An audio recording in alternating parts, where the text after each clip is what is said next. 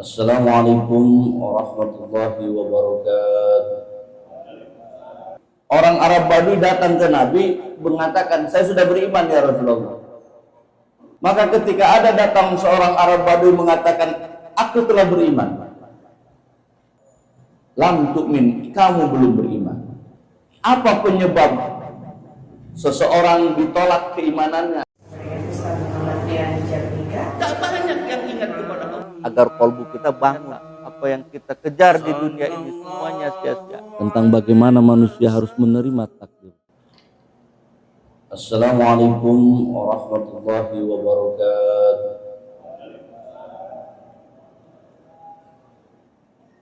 Alhamdulillahirabbil alamin. Ilahil wahidil ma'bud. Wassalatu wassalamu ala sayyidina Muhammadin sirril hayati wujud wassababil azami likulli mawjud. Salatan tusabbitu fil qalbil iman wa tuhabbibul Qur'an wa tufahimu minhul ayat wa tabtahuli biha nurul jannati wa nurun naimi wa nurun nadiri ila wajhikal karim wa ala alihi wa ashabi ajma'in amma ba'd. Faqala Allah Ta'ala fi kitabihil karim, a'udzu billahi minasyaitonir rajim, bismillahirrahmanirrahim. Qalatil a'rabu amanna qul lam tu'minu walakin qulu aslamna walamma yadkhulul imanu fi qulubikum wa in tuti'u Allah wa rasulahu la yalitkum min a'malikum syai'an innallaha ghafurur rahim. Shadaqallahul adzim. Yang kami hormati, kami muliakan para ustadz, para kiai serta para sesepuh di Masjid Al-Kausar. Mudah-mudahan Allah Subhanahu wa taala memberkahi, merahmati kita semua jamaah dan memberikan hidayah kepada kita untuk dapat memasukkan rasa keimanan ke dalam kalbu kita. Melanjutkan pembahasan kita di minggu yang lalu, ada beberapa pertanyaan yang belum tuntas dijawab. Salah satu pertanyaan itu adalah bagaimana khusyuk dalam sholat. Itu masih menggantung kemarin karena waktu. Sengaja kita mulai dengan membaca surah Al-Hujurat ayat ke-14, di mana dalam ayat ini Allah Subhanahu wa taala berfirman, orang-orang Badui, orang-orang Arab Badui, qalatil a'rabu amanna, mereka berkata, kami telah beriman. Tapi kemudian keimanan yang mereka sampaikan itu oleh Allah Subhanahu wa taala melalui lisan Nabi dikatakan, katakan kepada mereka, qul lam tu'minu, katakan kamu belum beriman. Jadi orang Arab Badui datang ke Nabi mengatakan, saya sudah beriman ya Rasulullah. Nabi diberi wahyu oleh Allah, katakan kepada mereka itu, belum beriman. Walakin qulu aslamna, tapi kalau berbicara saya telah Islam, boleh, katakanlah bahwa kamu telah Islam. Kenapa? Karena ada persoalan antara Islam dan iman, itu ada perbedaan. Sebagaimana rukun yang pernah kita pelajari di awal pertemuan, rukun Islam satu pondasi, rukun iman ini pondasi yang berbeda, Pak. Maka ketika ada datang seorang Arab Badui mengatakan, aku telah beriman, Rasulullah menjawab, lam tu'min, kamu belum beriman. Tapi kalau kamu mengatakan walakin qulu aslamna, saya telah Islam, kira-kira boleh. Apa penyebab seseorang ditolak keimanannya pada posisi itu? Dijelaskan dalam ayat surat Al-Hujurat ayat ke-14 ini, walamma yadkhulul imanu fi qulubikum, Disebabkan karena iman itu belum masuk ke dalam hatimu. Iman itu harus memasuki kolbu manusia. Problem kita hari ini adalah kita mengaku Islam itu udah seolah-olah iman pun ikut.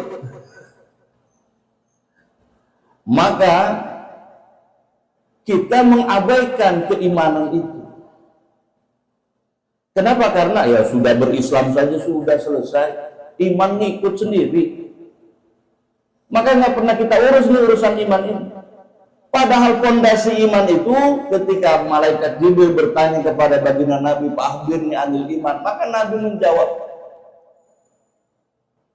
"Antu'mina billah," engkau iman kepada Allah, wa malaikatihi, pada para malaikatnya, wa kutubihi, kepada kitab-kitab, wa rusulihi, kepada para nabi, wa bil yaumil akhir, kepada hari akhirat kamu harus iman, wa bil qadarihi khairihi wa syarrihi min Allah Ta'ala, dan engkau juga harus iman kepada takdir yang ditetapkan oleh Allah, khairihi wa syarrihi min Allah Ta'ala, baik maupun buruk dari Allah Subhanahu wa Ta'ala.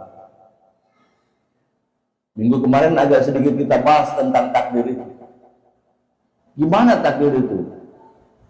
Kan sering menjadi perdebatan, dan kita, akal pikiran kita dengan hati kita kadang-kadang tabrakan soal iman itu. Soal takdir itu. Di satu sisi kita ini sudah taat kepada Allah, tapi ujian malah makin tinggi. Sudah kita kerjakan kebaikan-kebaikan itu, ternyata ujian itu makin tinggi. Rupanya dalam posisi takdir pun orang bertingkat-tingkat, Pak. Kalau yang awam model kita doanya kepada Allah, Allahumma ya dafi'al bala, ya Allah jauhkan dari bencana. Tapi para wali-walinya Allah, ketika musibah dan bencana tak datang kepadanya, risau dia, Pak. Kalau kita risau kalau datang musibah bencana, tapi kalau kekasih-kekasihnya Allah risau kalau tidak ada bencana yang menimpa dirinya. Kok bisa begitu? Ini persoalan iman. Keimanan kita, keyakinan kita kepada Allah Subhanahu wa Ta'ala masih sebatas hanya taat saja, masih sebatas Islam saja. Maka tadi qalatul a'rabi amanah. Ada orang Arab Badui yang kemudian mengatakan, "Ya Rasulullah, aku iman." Kata Rasulullah, "Lam tu'min, kau belum beriman." Kenapa? Karena iman itu belum masuk ke dalam qalbu. Bapak Ibu yang dirahmati Allah, sekarang kalau iman itu masuk ke dalam qalbu, bagaimana di dunia realnya, realitasnya bagaimana sih sebetulnya? Maka Allah Subhanahu wa Ta'ala di dalam surah Al-Hadid ini menyampaikan bahwa kalau seseorang sudah masuk keimanan dalam kalbunya, maka disitulah tempatnya khusyuk. Di dalam ayat yang lain dikatakan, alam ya'ni lil ladina amanu an tahsa'a qulubuhum. Kapan orang-orang beriman itu akan khusyuk menghadap kepada Allah Subhanahu wa Ta'ala? Antasa apa? Qulubuhum, hatinya. Jadi khusyuk itu ada di dalam qalbu. Khusyuk itu kaitannya dengan keimanan. Nah, kenapa kita nggak khusyuk? Apa keimanan kita kurang? Bukan kurang, belum kita masuki keimanan itu.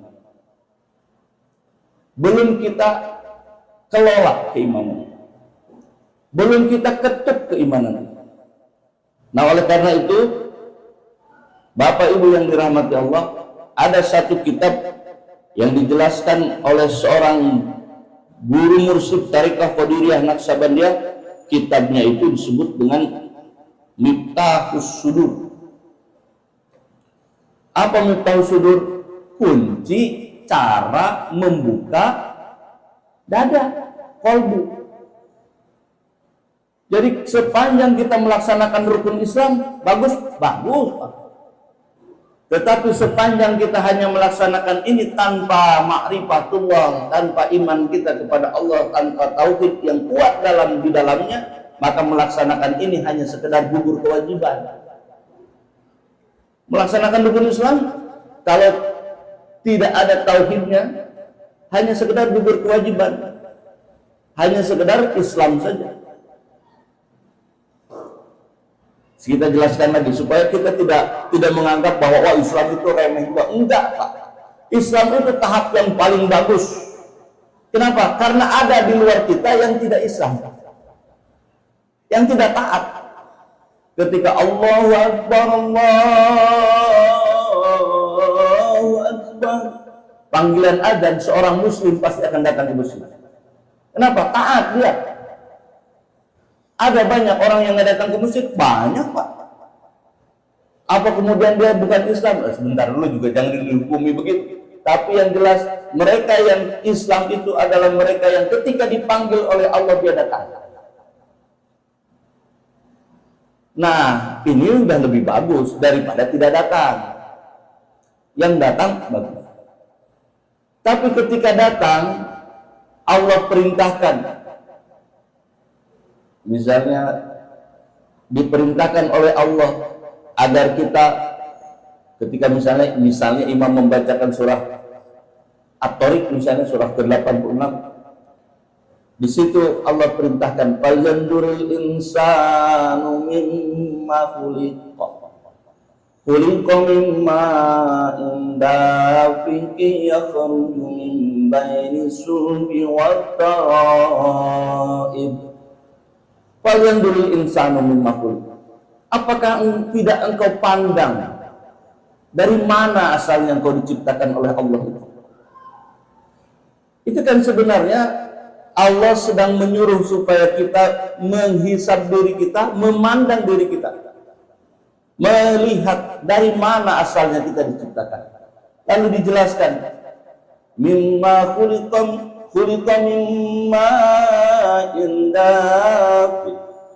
Allah menciptakan engkau itu dari air yang terpancar, air yang dipancarkan. Ya, sperma laki-laki, ovum perempuan kan. Yakhruju min baini sulbi wat tara'ib, yang keluar dari tulang sulbi laki-laki, wat tara'ib, dan tulang dadanya perempuan. Kita asalnya dari situ. Dari mana itu? Dari laki-laki dan perempuan yang bercampur. Di ayat yang lain, di surah Al-Insan, inna khalaqanal insana min nutfatin amsad. Sesungguhnya manusia itu Allah ciptakan dari nutfah amsad yang bersatu. Ketika kita melaksanakan syariat kita, lalu kemudian ada bacaan-bacaan, maka orang yang beriman itu akan menangkap esensi bacaan itu dalam kalbunya, lalu kemudian dia mengoreksi dirinya sehingga mengetahui berbagai peristiwa. Disitulah letak khusyuk itu. Letak khusyuk itu ketika kita mampu menangkap esensi-esensi lafaz, lalu kemudian kita serap ke dalam kalbu. Disitulah rasa kekhawatiran kita kepada Allah Subhanahu wa Ta'ala muncul, rasa cinta kita kepada Allah muncul, rasa rindu muncul, sehingga ibadah yang kita lakukan itu memiliki makna yang dalam. Tadi misalnya dibacakan di rakaat pertama surah Al-Humazah, maka bergetar, yahsabu annama lahu akhlad kalla lain badan natul khutama wa ma adraka mal khutama. Apa itu neraka khutama? narullah sadatul ladzi tattalimu 'alal afidah, yang panas apinya itu menyentuh sampai afidah. Apa itu afidah? Fuad, Pak. Jadi dalam jiwa manusia ini, sadar itu, dada itu adalah level pertama. Jadi kalau dari Islam mau masuk ke iman itu ada namanya sadar. Sadar itu dada. Di dada itu ada isinya. Apa isinya? Kolbu isinya. Di dalam kolbu itu ada isinya lagi. Apa itu isinya? Fuad. Di dalam fuad itu ada lagi isinya. Apa itu? Sir. Rahasia. Sampai ke dalam. Kedalaman manusia begitu. Jadi ibaratnya begini. Kalau kita bilang rumah. Kita bilang rumah itu kan berarti keseluruhan di dalam itu. Sama juga dengan bilang kolbu. Kolbu itu kita anggap keseluruhan. Padahal kalau diurai itu yang namanya rumah, itu ada ruang, ada halamannya. Halaman itu adalah tempat di mana jalan umum dengan rumah kita batasnya itu. Itulah halaman. Di dalam halaman itu yang namanya rumah ada lagi apa? Teras. Teras itu batas halaman dengan ruang tengah kita biasanya. Di dalam teras itu ada apa? Ada ruang tamu, ruang tengah. Di dalam ruang tengah itu ada lagi kamar-kamar. Di dalam kamar itu ada lagi lemari, tempat kita nyimpen dokumen-dokumen penting, tempat kita nyimpen duit dan lain sebagainya, tempat kita nyimpen baju. Jadi disebut rumah itu ternyata ada halaman, ada teras, ada ruang tamu, ada kamar, ada lemari-lemari khusus. Sama juga dengan kolbu. Begitu disebut kolbu, maka ternyata ada sadar. Batas antara dalam dengan luar itu sadar. Ada lagi di dalam sadar itu kolbu namanya. Kolbu itu dua jari di bawah putih itu sebelah. Tapi apakah kolbu itu jantung? Enggak, kita bahas lagi nanti. Kolbu itu adalah abstraksi. Bukan jantung, tapi jantung itu memang menyerupai, sistemnya menyerupai, karena dia menggerakkan keseluruhan darah yang ada dalam tubuh kita yang mengalir. Jadi kalau disebut kolbu itu uraiannya banyak. Ada sadar, dada, ada kolbu, di dalam kolbu ada fuad. Fuad itu singularnya, mufradnya, tapi jamaknya disebut afidah. Jamaknya afidah. Bapak Ibu bayangkan kalau kita membaca surah tadi dan kita memahami itu, nangis Pak, karena panasnya itu tembus sampai ke Tuhan, neraka itu, hutomah itu. Wah, Pak Ustaz, saya nggak percaya begitu. Kalau nggak percaya, kalau Bapak Ibu sakit hati, kira-kira yang sakit itu di mana Pak? Ya sakitnya di sini Pak. Sakit itu di sini. Ini kalau Bapak Ibu berantem, pukul-pukulan, benjol sampai benjol-benjol. Ini sebulan aja bisa sembuh benjol-benjol badan ini. Sembuh sebulan. Tapi ada yang tak sembuh bahkan sampai akhir hayat. Apa itu? Sakit hati Bapak Ibu. Sakit hati Bapak Ibu itu dari peristiwa pertengkaran yang fisik itu. Ternyata sembuhnya lama, bahkan tak bisa sembuh kadang-kadang. Oleh karena itu panasnya hutomah tadi sampai kepada afidah. Maka kalau dalam ilmu tasawuf itu surga dan neraka itu bukan hanya setelah nanti kita wafat. Hari ini kita rasakan surga dan neraka itu. Kalau kita tidak pandai-pandai, bawaannya hidup itu di neraka terus. Kenapa? Karena panas hati, iri dan kehasan. Ini kita pelihara. Ya apa nggak di neraka kita? Panas hati kita. Itu tadi akidah.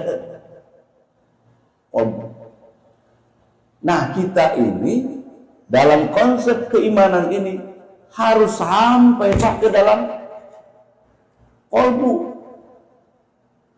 Nah, ini persoalan yang harus dipecahkan. Nah, ada guru thariqah kita namanya almarhum Bapak Kiai Haji Ahmad Syaibul Wafat Tajul Arifin menulis kitab Miftahus Sudur, kunci pembuka dada.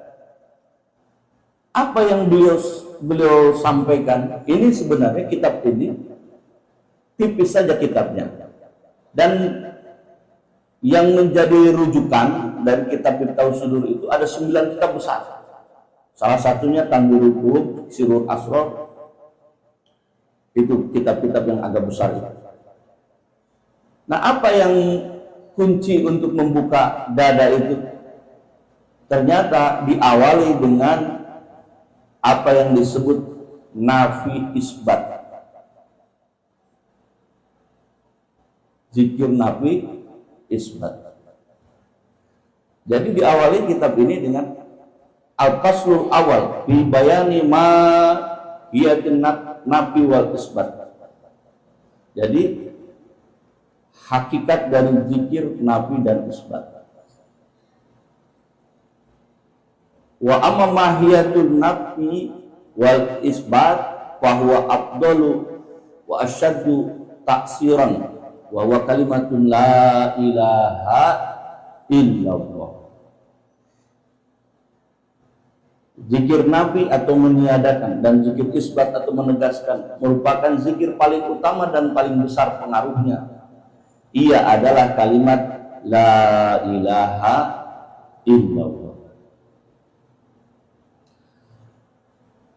Jadi ada kuncinya. Agar supaya Islam kita itu masuk ke dalam kolbu kita, ternyata kolbu kita harus dibuka.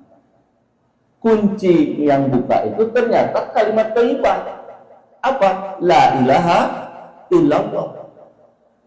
Apakah kalimat thayyibah itu datang ujug-ujug? Tidak. Dia merupakan fondasi dari rukun Islam yang pertama. Apa rukun Islam pertama? Syahadat, Pak. Asyhadu an la ilaha illallah wa asyhadu anna Muhammadar Rasulullah. Tuh kan ada koneksi tuh, hubungan Islam dengan iman tuh. Ini koneksi ini jangan sampai diputus. Untuk membuka kolbu kita, kuncinya ada di rukun Islam. Rukun Islam yang pertama apa? Mengucapkan 2 kalimat syahadat. Lalu kenapa zikir itu la ilaha illallah, la ilaha illallah, itu aja yang disebut? Kok Nabi Muhammadnya nggak disebut? Nanti Pak di ujung selesai menutup zikir itu harus ditutup dengan Muhammadur Rasulullah sallallahu alaihi wasallam. Itu Pak. Jadi berthariqah itu lebih spesifik karena yang disebut dengan thariqah itu adalah langkah kaki. Jangan sampai salah melangkah, Pak. Langkah kaki siapa? Langkah kaki yang diberikan oleh Allah Subhanahu wa taala kepada orang-orang yang telah Allah tetapkan nikmat kepada mereka. Siapa? Minan nabiyyin, para nabi, wasiddiqin, orang-orang benar, wasyuhada, para syuhada, wassolihin, dan orang-orang yang soleh. Jadi tidak sembarangan memasuki kolbu itu, harus ada langkah jejaknya. Siapa yang telah mengikuti jejak itu? Para nabi, para siddiqin, orang-orang yang benar dalam beragama, wasyuhada, para syuhada, wassolihin, dan orang-orang yang saleh. Dari mana itu? Dari bacaan Al-Fatihah. Ihdinas siratal mustaqim. Kan kita ingin menuju Allah, maka kita mohon petunjuk kepada Allah. Ya Allah, tunjukkan kepada kami jalan yang lurus. Maka Allah mengatakan siratal ladzina an'amta alaihim, yaitu jalan orang-orang yang telah aku beri nikmat kepada mereka. Siapa? Minan nabiyyin wasiddiqin wasyuhada'i wassolihin. langkahnya. Ada jalan lain, ada. Tapi itu jangan Anda ikuti. Karena apa? Ghairil maghdubi alaihim. Karena jalan itu adalah dibenci oleh Allah. Maghdub. Allah benci kepada orang-orang yang langkahnya ke sana. Dan siapa lagi yang dibenci oleh Allah? Waladdallin, dan orang-orang yang sesat. Kalau orang-orang sesat itu nggak ada dalam radar itu. Udah lain deh. Maka di dalam Ghairil Maghdubi alaihim, tafsir Kementerian Agama menyebut maghdub itu siapa? Nasrani, Yahudi, kan begitu. Tapi kalau kita mengkaji kajian tafsir Syekh Abdul Qadir Al-Jailani, Ghairil Maghdubi, yang jalan orang-orang yang dibenci oleh Allah siapa? Orang-orang yang ragu, mutaraddidah, yang ragu dalam beragama, yang ragu kepada Allah. Memang nggak ditunjukkan keraguan itu, tapi diambil sikap ketika datang musibah dan bencana, kita ragu bahwa Allah sedang memberikan anugerah kepada kita melalui musibah dan bencana. Ragu, timbul prasangka kita kepada Allah, ya Allah, kenapa Engkau berikan ini? Jangan-jangan begini, jangan ragu Pak. Musibah bencana yang datang kepada kita itu bukti kasih sayang Allah kepada kita. Ini ada cerita seorang suami istri, si istrinya ini pengusaha. Ini kejadian betul. Istrinya ini pengusaha. Meninggallah istrinya ini. Si suami ini bingung karena dia bekerja dan istrinya tidak pernah berkomunikasi secara keseluruhan tentang bisnisnya. Selesai itu ditagih hutang yang begitu banyak. Istri ini punya keluarga besar. Keluarga besarnya pun menuntut. Itu kan hartanya banyak. Karena pusingnya si suami ini, kemudian oke, hartanya banyak, tapi hutangnya lebih banyak, kan kira-kira gitu. Dikumpulkanlah semua pengacara semua, kemudian hitung hutang. Ternyata pada mundurlah keluarga ini yang awalnya menuntut kekayaan dari saudaranya yang meninggal, kemudian ditinggalkanlah suami ini sendiri dengan urusan hutang itu. Singkat cerita, bingung selama setahun 2 tahun. Jumpalah kita. Saya ceritakan bahwa sebuah musibah itu sesungguhnya adalah cintanya Allah kepada kita.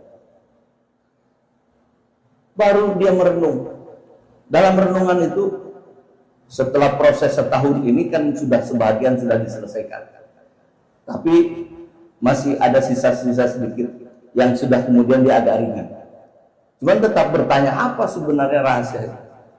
Barulah dia kemudian menyadari, oh iya, kalaulah ketika meninggal itu tidak ada hutang itu, maka hartanya saat itu juga habis.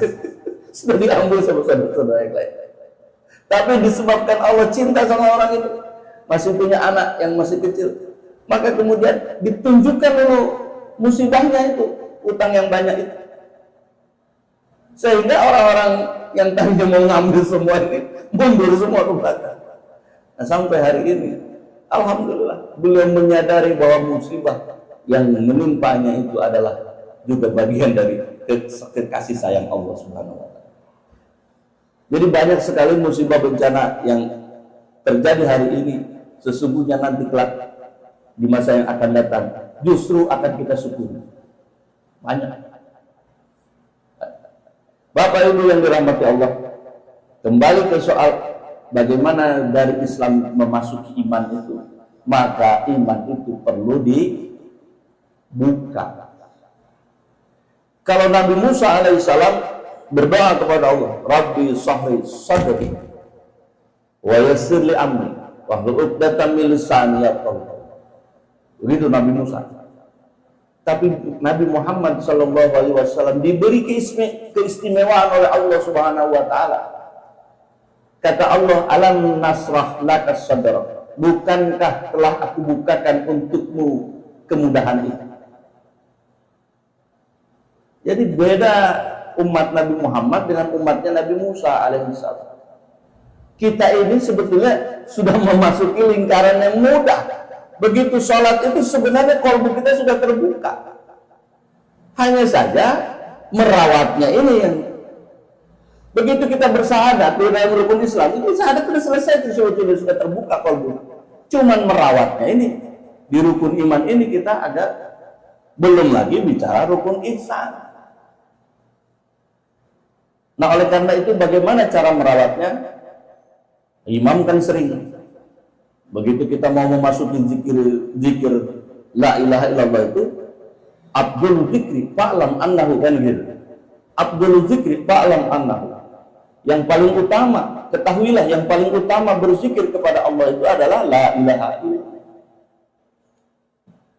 Dan itu diturunkan dari sejak zaman Nabi Adam alaihissalam sampai Nabi Muhammad SAW sampai kita hari ini.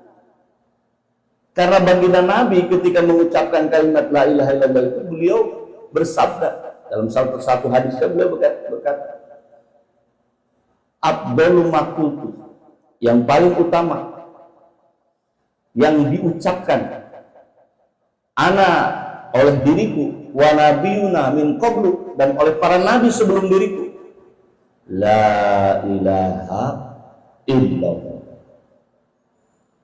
Jadi ucapan la ilaha illallah itu, kata baginda Nabi, bukan hanya saya yang mengucapkannya, nabi-nabi sebelum diriku pun mengucapkan itu.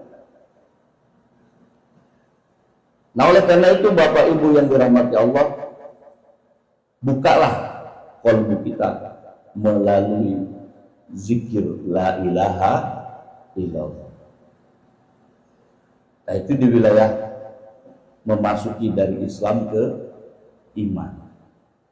Di iman ini memasuki kalbu tadi, kalbu ini punya lapisan-lapisan. Ada lapisan sudut, ada lapisan kalbu, ada lapisan fuad, ada lapisan sir.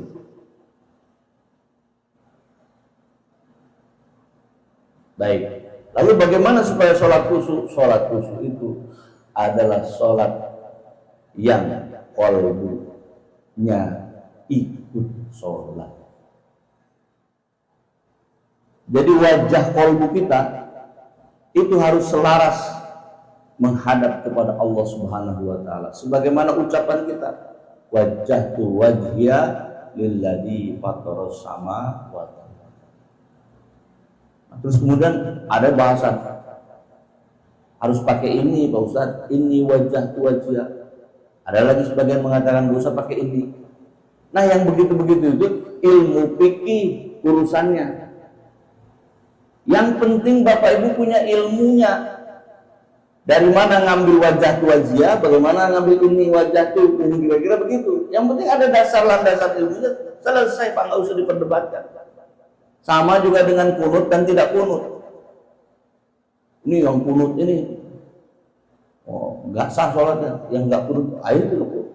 Yang benar itu, yang kunut itu kita mengambil mazhab Syafi'i, yang tidak kunut itu mengambil mazhab Hanafi. Selesai, semuanya punya basis ilmu. Yang tak betul yang mana? Yang tak betul yang tak sholat. Kalau cuma sekedar itu bahasan-bahasan seperti itu, bahasan fikih, tak perlu kita perpanjang. Bahasan fikih itu ada sanad ilmunya, bagus ikut. Tak ada sanad ilmunya, tinggalkan. Simpel. Tapi jangan meninggalkan yang pokok, yang wajibnya kan. Gara-gara berdebat kunut nggak kunut, ninggalin sholat. Wah kacau, sholat subuh ditinggalin. Bapak Ibu yang dirahmati Allah, ini waktu juga ini kayaknya sudah. Barangkali sampai di situ. Kalau ada yang mau bertanya, kami persilahkan. Kalau ada yang mau memperdalam, mari kita lanjutkan insya Allah. Baik. Bisa ada waktu sih.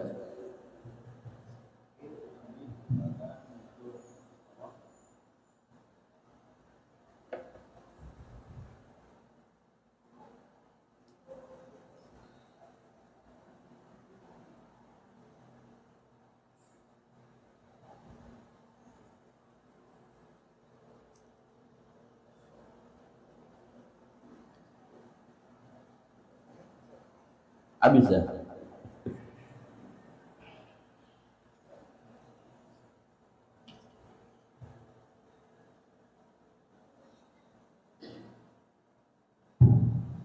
Tadi diberikan pertama yang mereka tidak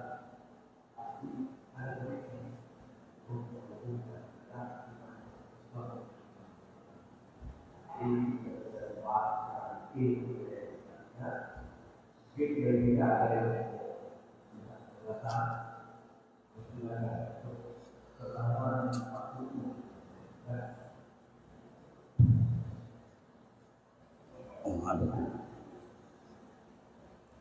Oh.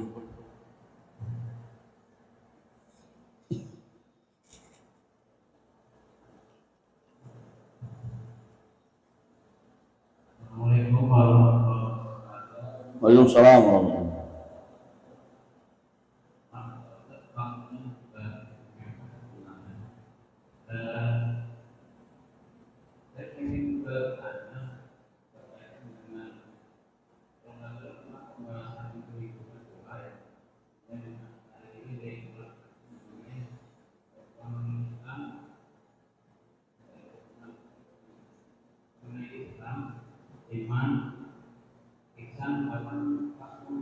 kiamat.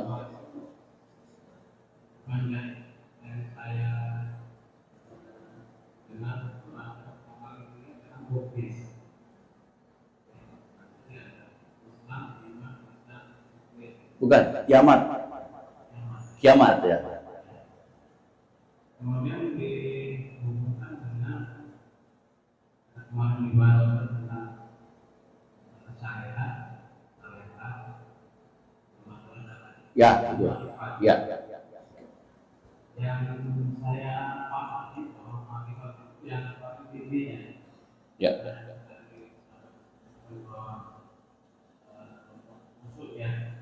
Ya.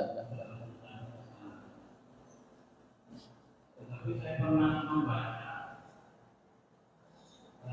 kalimat awaludin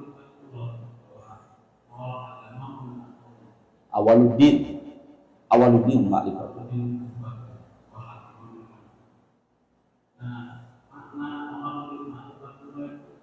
Bagaimana kalau kita barangkali saya ingin baru misalnya di titik Islam bagaimana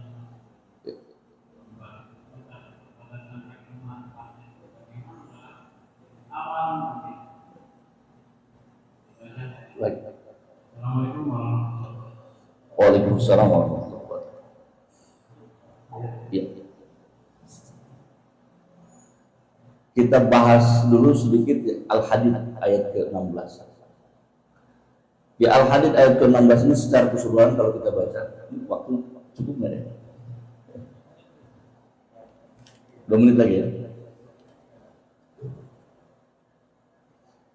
Bismillahirrahmanirrahim. Alam ya'nil lilladzina amanu an takhsha'a qulubuhum li dzikrillah wa ma nazala minal haqq wa la yakunu kalladzina utul kitaba min qabl fatala 'alaihimul amadu faqasat qulubuhum wa katsirun minhum fasiqun.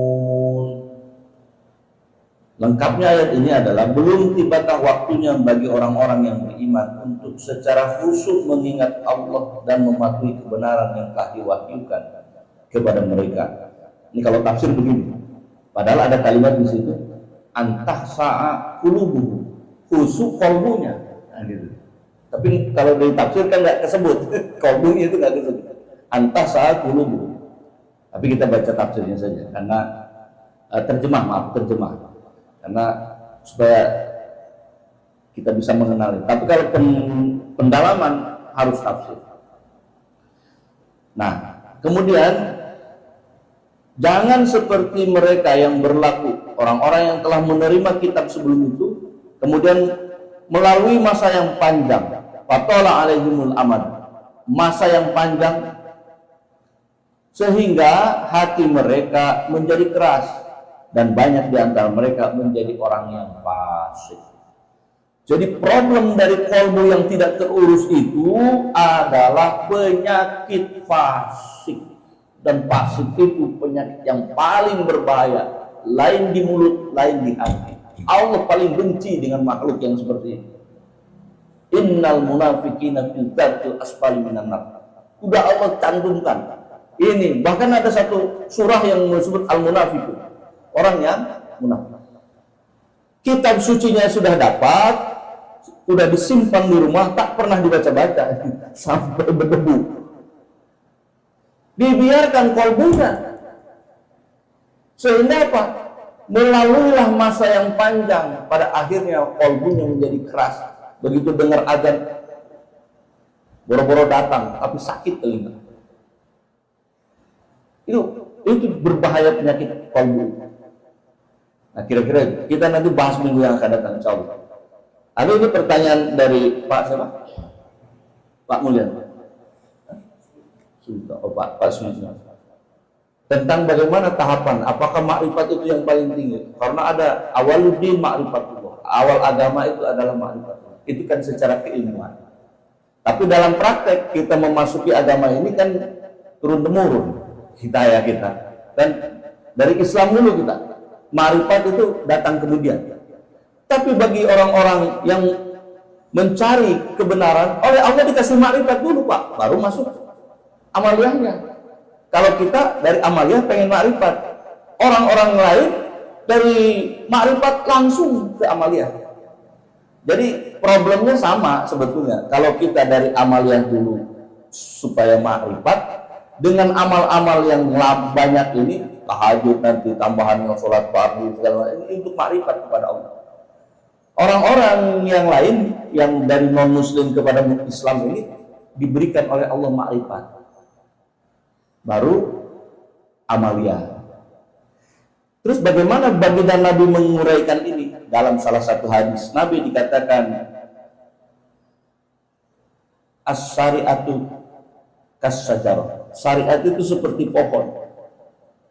Wal tariqatu agsonuha, dan toriko itu cabang-cabangnya. Kira-kira gini kalau kita gambarkan.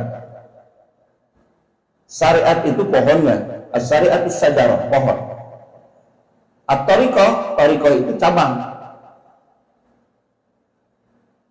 Wal ma'rifah itu daun. Wal ma'rifatu auratuha, ma'rifat itu daun, Pak. Daun ini fungsinya apa? Itu untuk fotosintesis itu. Memproduksi sesuatu agar supaya apa? Agar ada wal haqiqatu asmaruha, hakikat itulah buahnya. Jadi agar supaya kita khusyuk dalam sholat, maka harus ditegakkan syariatnya, diperkuat cabang-cabangnya, tariqah, dibuatkan daun-daunnya ma'rifah, dan kemudian insya Allah khusyuk akan datang dengan sendirinya karena dia buah dari syariat, tariqah, dan ma'rifah. Kira-kira gitu. Jadi nggak ada yang lebih tinggi, nggak ada. Terus bagaimana awaluddin ma'rifatullah? Itu kan para ulama yang menyampaikan itu, bahwa supaya khusyuk ma'rifat lah. Ah gitu kira-kira, supaya khusyuk ma'rifat. Karena tadi landasannya antah saat qulubuhum, hatimu itu supaya khusyuk, qalbumu itu buka, itulah ma'rifat. Tapi sebenarnya kata hadis Nabi, ma'rifat itu auratuha, daun ya. Lalu kemudian ada orang yang mengurai-urainya saja, udah ma'rifat aja katanya. Ini cuma daun doang, buat apa daun doang? Kalau daun salam mungkin berfungsi lah untuk nurunin apa namanya, untuk nurunin asam urat, daunnya direbus. Ya ada juga ma'rifat itu fungsinya ada. Tapi kalau tanpa pohon, tanpa cabang, daun hanya berfungsi sedikit. Tapi kalau dengan ini maka dia akan berbuah. Nah oleh karena itu kita ini harus menjaga keseluruhannya. Amaliyah kita jaga, tariqahnya kita jaga, ma'rifahnya kita jaga, sehingga nanti hakikatnya kita akan dapatkan dengan benar. Hari ini Bapak Ibu yang dirahmati Allah, ada orang yang mengajak, yuk kita naik mobil. ditengok bodinya bagus, mulus, naiklah kita ke mobil itu. Tapi nggak ada bensinnya. Jalan nggak? Nggak jalan, Pak. Sama juga dengan syariat. Bersyariat saja kita udah bagus, sholat diperbagus. Tapi bensinnya nggak ada. Nggak sampai, Pak. Ada cuma nenteng bensinnya aja. Mobilnya nggak ada. Ayo kita berangkat pakai bensin. Mau bakar diri. Nggak bisa. Yang benar bagaimana? Mobilnya bagus, mesinnya oke, bensinnya penuh. Baru kemudian kita tanya, ini supirnya pinter nggak nih mengendarai kendaraan? Supirnya. Lalu baru kemudian nanti kita akan sampai kepada tujuan itu. Kalau kita punya tujuan yang jelas, punya kendaraan yang baik, punya bensin yang cukup, punya supir yang pandai. Bapak Ibu yang dirahmati Allah, demikian saja barangkali yang dapat disampaikan karena waktu yang membatasi. Allahumma wafiq la wa komentari. Assalamualaikum warahmatullahi wabarakatuh.